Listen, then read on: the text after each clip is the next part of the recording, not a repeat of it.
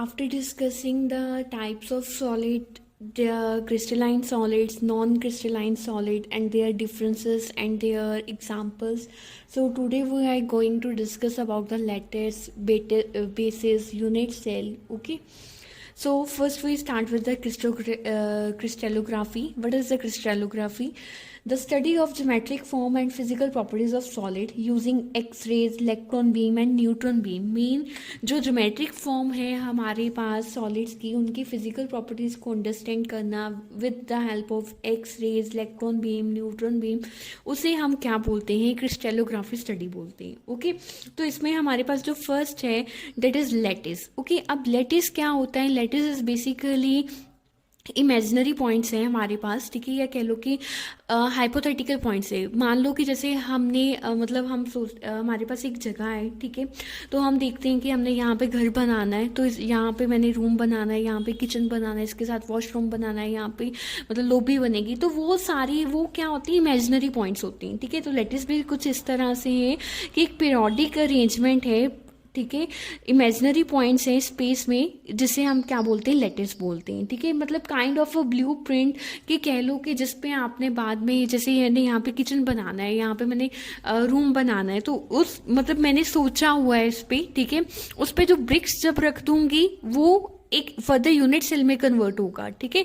पर जहाँ पे मैंने ये बनाना है वो जो इमेजिनरी पॉइंट्स हैं, वो जो इमेजिनरी जगह है जो हमारे मन में है, दैट इज लेटिस, ठीक है. तो इस लेटिस को कई बार हम ब्रेवियर लेटिस और स्पेस लेटिस भी बोलते हैं. इन कब बोलते हैं? अगर इनमें क्या है? आइडेंटिकल सराउंडिंग हो. मान लो ये लेटिस पॉइंट है, तो दिस इज पॉइंट पी. मैं इस लेटिस पॉइंट को पी लेट कर लेती हूँ और इस लेटिस पॉइंट को क्यू लेट कर लेती हूँ, ठीक है. अब पी की सराउंडिंग्स देखो सेम है, every lattice point is same. Similarly क्योंकि जो सराउंडिंग्स है वो भी क्या है? सेम है, ठीक है. तो जिसमें सराउंडिंग्स क्या हो, आइडेंटिकल हो, तो उसे हम क्या बोलते हैं? ब्रेवियर लेटिस बोलते हैं या स्पेस लेटिस बोलते हैं. ओके. उसके बाद है बेसिस. बेसिस क्या होते हैं? अब जो इमेजिनरी पॉइंट्स थे ना, उस पर उठा के एटम को रखना, यानी कि जहाँ पे आपने सोचा हुआ था कि किचन बननी है या रूम बनना है, उस पर उठा के वहाँ पे आपने ब्रिक्स का लगाना शुरू करना, उसे हम क्या बोलते हैं? बेसिस या मोटिव बोलते हैं, ठीक है. तो बेसिकली ये क्या होता है? एटम और group of atoms, okay, by attaching the basis to each lattice point we will get the crystal structure. Mean ये ग्रुप ऑफ एटम्स को उस इमेजिनरी पॉइंट पे लगाना, उसे हम क्या बोलते हैं? बेसिस बोलते हैं, ठीक है. और जब हम बेसिस को लेटिस पॉइंट पे लगाते हैं तो हमें क्या मिलता है? क्रिस्टल स्ट्रक्चर मिलता है, ठीक है. तो देखो, मान लो बेसिस जो हमारा था वो ये दिस इज एटम, ठीक है, ये लेटिस पॉइंट है. इन लेटिस पॉइंट पे इन बेसिस को हमने लगा दिया है, ठीक है. तो ये हमें यहाँ पे क्या मिला? क्रिस्टल स्ट्रक्चर मिला. अगर मैं इस क्रिस्टल स्ट्रक्चर को रिपीट करती जाऊंगी 2 टाइम, 3 टाइम, 4 टाइम, तो मुझे क्या मिलेगा? यूनिट सेल मिलेगा, ठीक है. अगर बेसिस है 1 एटम के, उसे हम मोनोटॉमिक क्रिस्टल बोलते हैं. अगर 1 से ज़्यादा है उसे हम पॉलीटॉमिक क्रिस्टल बोलते हैं, ठीक है. आगे है यूनिट सेल. यूनिट सेल क्या होता है कि जो कंटिन्यूस रिपीटिंग होती है ना, जो कंटिन्यूस जिसको हम रिपीट करते रहते हैं स्ट्रक्चर को, उससे हमें क्या मिलता है? Unit cell. मतलब क्रिस्टल स्ट्रक्चर जिससे हम फर्दर सोन बनाते हैं, उसे हम क्या बोलते हैं? यूनिट सेल बोलते हैं, ठीक है. अगर हमने क्रिस्टल स्ट्रक्चर बनाना है then we have to arrange the unit cell side by side, ठीक है. तो बेसिकली ये जनरेट कैसे होता है? ये कंटिन्यूस रिपीटिंग से ही क्या होता है? यूनिट सेल जनरेट होता है, ठीक है. नेक्स्ट जो हमारा मेन स्टार्ट होता है वो यहाँ से स्टार्ट होता है. जो यूनिट सेल है वो 2 तरह के होते हैं. One is the primitive unit cell and second one is the non primitive unit cell. और न्यूमेरिकल भी कई बार इनके बेसिस पे पूछे जाते हैं, ठीक है. तो प्रिमिटिव यूनिट सेल क्या होते हैं? इनमें जो लेटिस पॉइंट्स होते हैं ना, उनका जो बिलोंगिंग होता है वो सिर्फ कॉर्नर यूनिट सेल से होता है, ठीक है. मीन उनका जो लेना देना है वो कॉर्नर वालों के साथ ही है, ठीक है. और जो नॉन प्रिमिटिव यूनिट सेल है उनमें क्या है? Corner as well as other position पे भी वो होते हैं, ठीक है. तो हम प्रिमिटिव सेल में ये बोल सकते हैं कि जो इफेक्टिव नंबर ऑफ एटम है उन पर यूनिट सेल कितने होते हैं? सिर्फ 1 होते हैं, ठीक है. ये बहुत ही इंपॉर्टेंट पॉइंट है. इसी के बेस पे हमें न्यूमेरिकल आता है. सो हमें ये पता होना चाहिए कि जो प्रिमिटिव सेल होते हैं उनमें जो इफेक्टिव नंबर ऑफ एटम है पर यूनिट सेल कितना होता है? 1 होता है. और जो हमारा नॉन प्रिमिटिव होता है उसमें मोर देन क्या होते हैं? 1 होते हैं, ठीक है. यहाँ पे एग्जाम्पल लेते हैं प्रिमिटिव की. देखो ये लेटेस्ट पॉइंट है, ठीक है, यहाँ पे हमने एक कंसिडर कर लिया.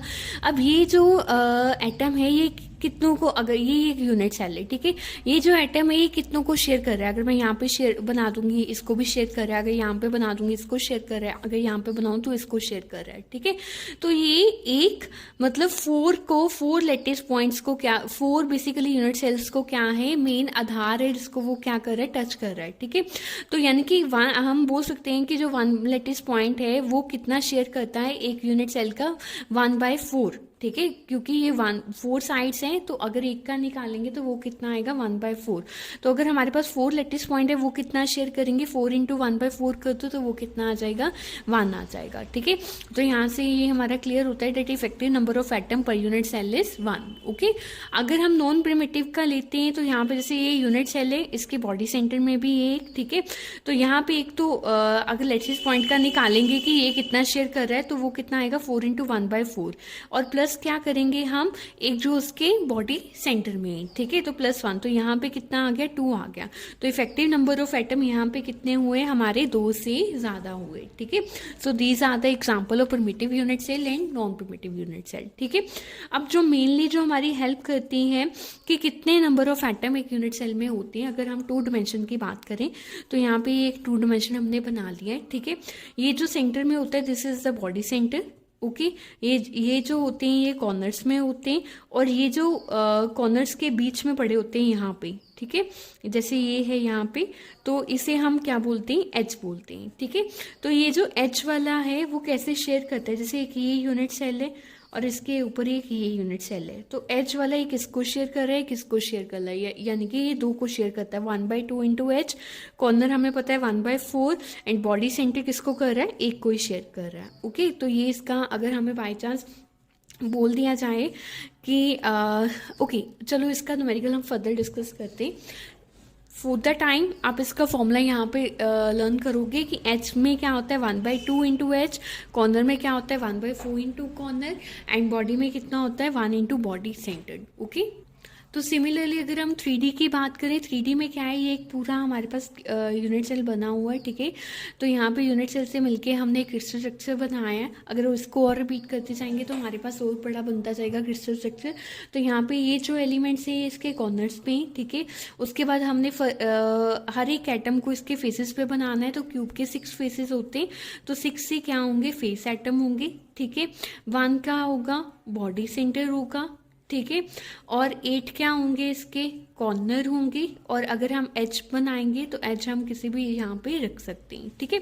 तो अब इसका फॉर्मूला क्या है, 1/8 × कॉर्नर, 8 कॉर्नर्स थे तो 1 का निकालेंगे 1/8 आएगा, ठीक है। फेसेस हैं तो फेसेस का कितना आएगा, 1/2 आएगा, 1/2 × फेसेस, ओके। अब एच का निकालेंगे तो वो कितना आएगा, 1/4 × एच, ओके। एंड अगर बॉडी का निकालेंगे तो बॉडी सेंटर कितना है, 1 × बॉडी सेंटर, ओके।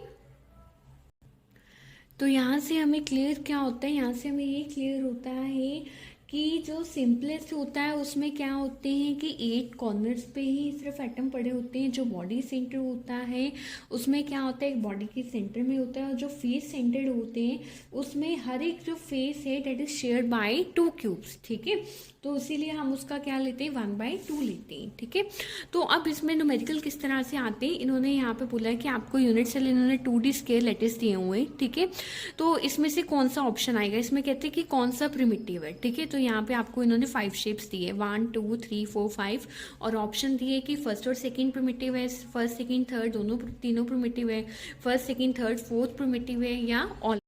तो अब हम इसको 1 by 1 डिस्कस करेंगे। अगर हम फर्स्ट केस देखें, यहाँ पे फर्स्ट शेप देखें, तो फर्स्ट शेप में सिर्फ कॉर्नर्स पे ही 4 एटम्स है, ठीक है। तो हमारा 2 में कॉर्नर्स के एटम का फॉर्मूला क्या होता है, 1/4 × कॉर्नर एटम्स।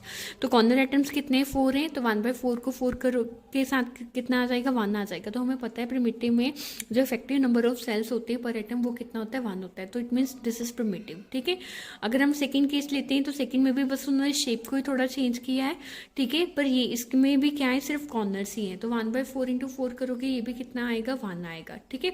अगर थर्ड शेप लेते हो, इसमें कोई कॉर्नर्स नहीं है, इसमें सिर्फ बॉडी सेंटर है, तो बॉडी सेंटर का क्या फॉर्मूला होता है, 1 × बॉडी सेंटर, तो 1 × 1 करोगे 1 आ जाएगा। सिमिलरली फोर्थ में भी क्या है, सिंपल बॉडी सेंटर है, ठीक है, तो इसमें भी क्या आ जाएगा, 1 × 1 आ जाएगा, ठीक है। अब फिफ्थ में क्या है, यहाँ पे 4 कॉर्नर एटम्स हैं, and this one is the H atom. तो हमारा फॉर्मूला क्या है, 1/4 into corner atom plus 1/2 into H. H में कितने हैं यहाँ पे 2, तो जब आप इसको सोल्व करके 4 इंटू 4 1, तो 2 इंटू 2 1, तो 1 + 1 कितना आ गया 2। It means this is non primitive, क्योंकि प्रिमिटिव की क्या प्रॉपर्टी है कि वहाँ पे जो इफेक्टिव नंबर ऑफ एटम्स होते हैं पर यूनिट सेल वो कितना होता है, 1 ही होता है। ठीक है, तो यहाँ पे ऑप्शंस क्या आएंगे, ऑप्शन 1, ऑप्शन 2, ऑप्शन 3, ऑप्शन 4, यानी कि सी ऑप्शन आएगा कि चारों ही हमारी क्या है, प्रिमिटिव सेल्स हैं। ओके।